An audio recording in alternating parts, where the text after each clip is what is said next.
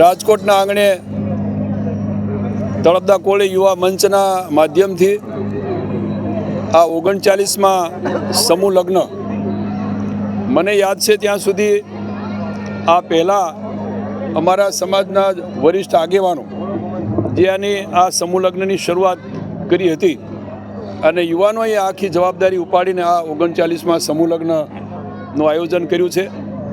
આ યુવા મંચની સાથે એની ટીમના માધ્યમથી 25 જેટલી નવદંપતીઓ દીકરીને દીકરાઓ જે સમૂહ લગ્નમાં જોડાયા છે એમનું નવું જીવન એટલે આ નવદંપતીઓ એના જીવનમાં સુખ શાંતિ અને સમૃદ્ધિ આવે એ રીતે ભૂદેવોએ શાસ્ત્રોક્ત વિધિથી આ સમૂહ લગ્ન એનું સંપન્ન કર્યું છે, આટોપ્યા છે.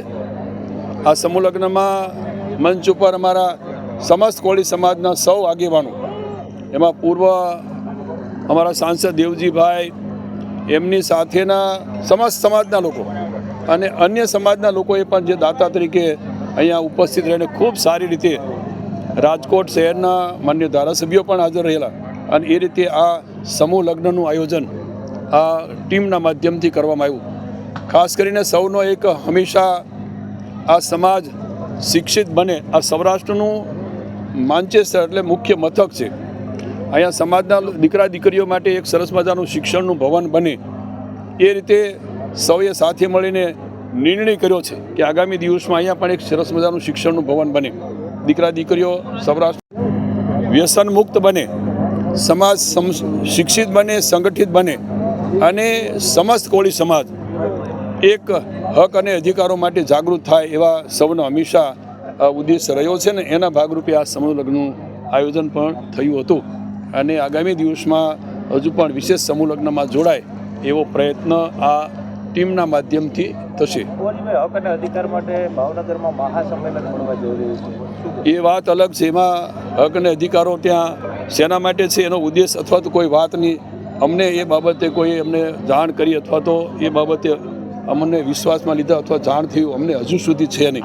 એમના 2-4 લોકો કોઈ જાહેરાત કરી દેતા હોય તો એવું મહાસંમેલન ન કહેવાય. હવે આમંત્રણ કયા હેતુ સાથે મળે છે એ હશે તો ચોક્કસ જઈશું, પણ એના હેતુ અને ઉદ્દેશો હોય અમને જાણવા મળે તો જઈએ, એમાં કંઈ વાંધો નથી. સમાજનું છે.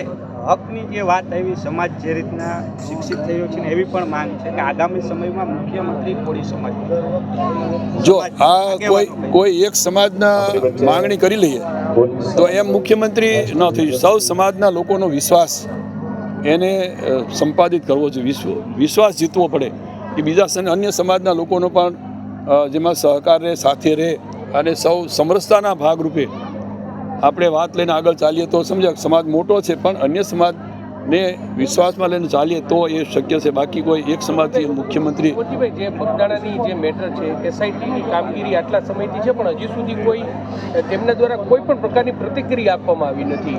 જો રાજ્ય સરકારે હવે બધા મંત્રીમંડળમાં મારી સાથે છે એ પરસોત્તમભાઈ વગેરે ધારાસભ્યો સહિત અમે માન્ય મુખ્યમંત્રી સાહેબને પણ મળ્યા હતા અને સાથે ગૃહમંત્રીને પણ આ બાબતે વિગતો સાથે મેં જાણ કરી અને અમે જ્યારે મળ્યા પછી તરત જ એમને એસઆઈટીની એની રચના કરી, એની જવાબદારીઓ સારી રીતે તપાસ માટેની પણ સોંપ્યું એટલે તપાસ કરે છે અને એમાં એ સિવાયના લોકોને પણ એમાં પૂછપરછ માટે બોલાવ્યા છે. એમાં જે કાંઈ નીકળશે એ સરકાર પણ એના માટે ખુલ્લા મને છે કે એના માટે પગલાં લેવાશે, કોઈ પણ હોય.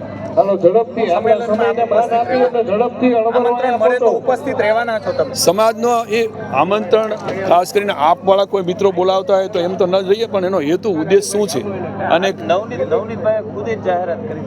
એ પોતે વ્યક્તિ કાંઈ જાહેરાત કરે તો સમાજ, હું જાહેરાત કરી દઉં તો સમાજને કોઈને વિશ્વાસમાં લીધા વિના હું કહું તો પણ બધા લોકો એમ ભેગા ન થઈ જાય, પણ એનો હેતુ ઉદ્દેશ શું છે એને ધ્યાનમાં રાખીને જો મુદ્દા મુકાય સૌને વિશ્વાસમાં લઈને કરે. 5 તારીખે એસઆઈટીની રચના થઈ, આટલા દિવસ થઈ ગયા, આજે 25. જો એના અનુસંધાને જે લોકોને પૂછપરછ માટે લગભગ 6 લોકોનો વધારાના જે નામ જે પ્રમાણે એ લોકો આપતા ગયા એને બધાને તપાસ માટે બોલાવે છે અને હજુ પણ એમાંથી કોઈને શંકાસ્પદ હોય અથવા આધાર પુરાવા મળે તો હજુ બોલાવવાની એસઆઈટીની તૈયારી છે. એ પ્રમાણે માનનીય મુખ્યમંત્રી સાહેબે પણ કહ્યું છે કે આપણે કોઈ પણ આમાં સંડોવાયેલા હશે તો કોઈને આપણે છોડવાના નથી, પણ એનો કંઈક આધાર પુરાવા અથવા તો પુરાવા મળે.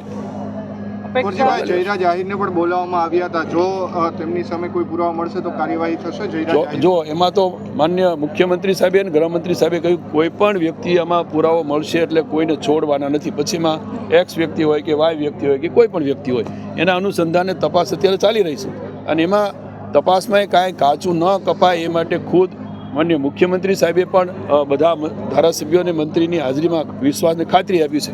પછી આપણે એમના પર ભરોસો તો રાખવો જોઈએ કે ભાઈ આ તપાસ થઈ રહી, તપાસ બંધ કરી દીધી હોય અને જાહેરાત કરી હોય કે એસઆઈટી અમે સામેલ કરી દઈએ એટલે અહીંથી વિડ્રો કરી લઈએ છીએ અથવા તો એસઆઈટીની તપાસ પૂરી થાય એવી કોઈ જાહેરાત તો કરી નથી. તપાસ ચાલુ છે. બરાબર. આમાં કોઈ એકાદ બે વ્યક્તિના કારણે કોઈ બે સમાજ વચ્ચે અંતર ન થાય એવો કોઈ ઉદ્દેશ લઈને કોઈ સંમેલન બોલાવાતું હોય તો એ સંમેલન તો યોગ્ય પણ નથી. બરાબર. એકાદ બે વ્યક્તિ અમારામાં પણ સામે કોઈ પણ દોષિત હોઈ શકે. જે ગુનેગાર છે એના માટે જે પગલાં લેવાના થતા હશે એમાં રાજ્ય સરકારનું મન ખુલ્લું છે.